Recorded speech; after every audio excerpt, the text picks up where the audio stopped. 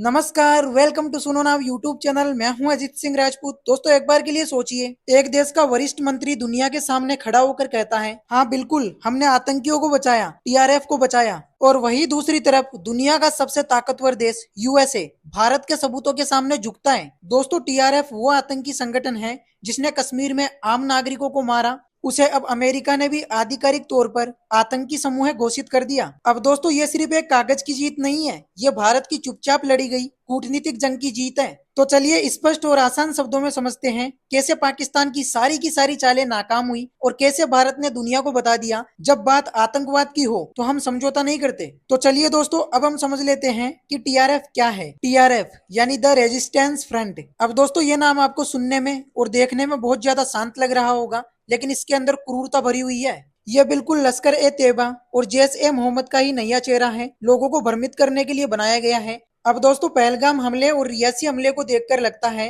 कि यह संगठन निर्दोष नागरिकों को निशाना बना रहा है। और दोस्तों, अब आतंकवाद सीधे बंदूक से नहीं बल्कि सोशल मीडिया के जरिए फैलाया जा रहा है। अब इसको ध्यान से समझना। पहले क्या होता था, जैसे लश्कर ए तैयबा या जैश ए मोहम्मद जैसे नाम होते थे, उन्हें लोग जल्दी पहचान लेते थे कि यह आतंकवाद संगठन है। इसीलिए अब पाकिस्तान और उसके आतंकी संगठनों ने एक नई चाल चली। उन्होंने एक नया नाम रख दिया, टीआरएफ यानी द रेजिस्टेंस फ्रंट। अब दोस्तों, इनका नाम रखने का मकसद यही था कि दुनिया को गुमराह कर सके। तो चलिए समझते हैं कि आखिर टीआरएफ की असली चाल क्या है। तो दोस्तों, टीआरएफ खुद को आम राजनीतिक संगठन बताता है, लेकिन असल में ये आम राजनीतिक संगठन नहीं है, ये आतंकी ग्रुप का नया नाम है।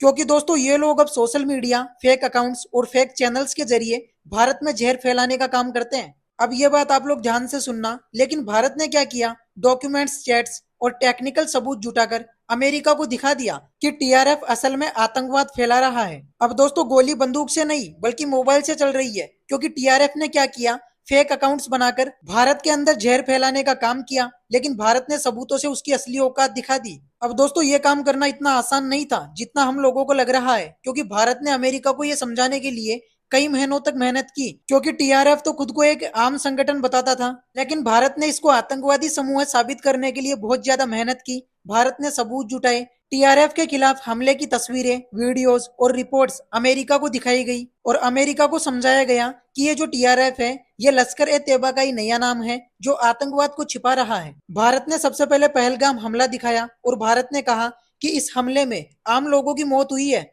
और इसके पीछे टीआरएफ का ही हाथ है। फिर दोस्तों, यही हमला सबसे बड़ा मोड़ बना, जिससे अमेरिका को टीआरएफ की सच्चाई दिखने लगी। अमेरिका को शांति से और धीरे धीरे समझाया गया। भारतीय डिप्लोमेट्स ने अमेरिकी अफसरों से मीटिंग की, उन्हें भरोसा दिलवाया और टीआरएफ की असलियत को साफ और शांति से उनके सामने रखा गया, बिना किसी शोर मचाए और पूरे प्लान से। अब दोस्तों, यहाँ पर ध्यान देने वाली बात यह है, पाकिस्तान की चाल थी टीआरएफ को बचाने की, लेकिन भारत ने महीनों की मेहनत करके अमेरिका को यकीन दिला दिया कि ये सिर्फ नाम नहीं है, बल्कि ये एक नकाब है और इसके पीछे असली चेहरा आतंकवाद का है।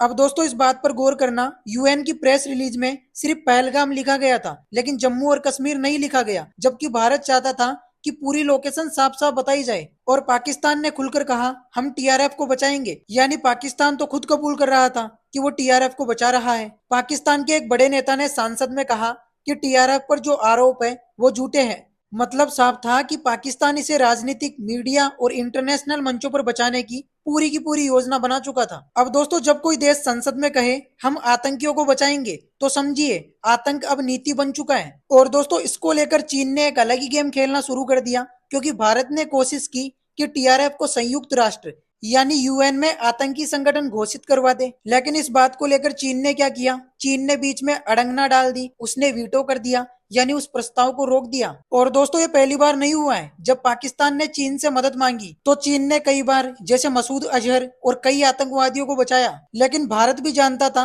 कि पाकिस्तान अकेला नहीं है, उसके पीछे चीन की ताकत भी है और दोनों मिलकर एक संयुक्त रणनीति से भारत को रोकने की कोशिश करते हैं। लेकिन फिर भी भारत ने हार नहीं मानी और यूएन को बाईपास करके सीधे अमेरिका से बात की और टीआरएफ को आतंकवादी घोषित करवाया। यानी एक प्रकार से जब चीन ने आतंकवादियों को बचाने के लिए वीटो का बटन दबाया, तब भारत ने अमेरिका के दरवाजे पर दस्तक दी।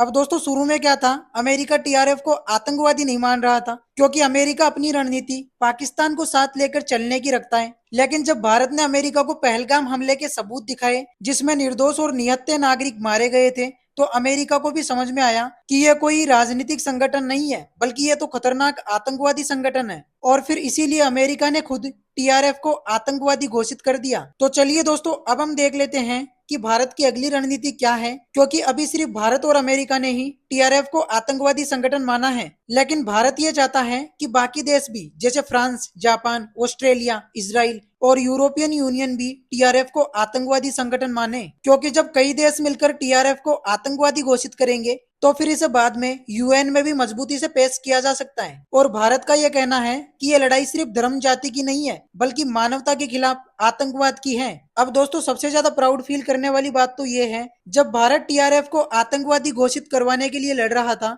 तो इस लड़ाई में कुछ ऐसे लोग थे जो टीवी पर नहीं दिखे, जिनका नाम किसी को नहीं पता। दोस्तों, ये भारत के वो डिप्लोमेट्स थे जो रात रात जाकर अमेरिकी अफसरों से मिलकर हर मीटिंग की, हर डॉक्यूमेंट, हर रिपोर्ट तैयार करते रहे। इनकी मेहनत ने वो कर दिखाया जो पाकिस्तान और चीन जैसे देश रोकना चाहते थे। इसलिए इनके लिए सैल्यूट तो बनता है, क्योंकि ये सिर्फ भारत की जीत नहीं है, यह उन गुमनाम हीरो की मेहनत का नतीजा है, जिनकी रातों की नींद गई, नाम नहीं आया, लेकिन टीआरएफ को आतंकवादी घोषित करवाकर उन्होंने भारत का सिर ऊंचा कर दिया। बाकी दोस्तों, आप लोग इस बारे में क्या बोलना चाहते हो, कमेंट्स करके जरूर बताना। और आज का वीडियो आपको कैसा लगा? अगर आपको वीडियो अच्छा लगा तो वीडियो को लाइक करो, ज्यादा से ज्यादा शेयर करो और चैनल को फौरन सब्सक्राइब करो। मिलते हैं अगले वीडियो के साथ में। जय हिंद, जय भारत।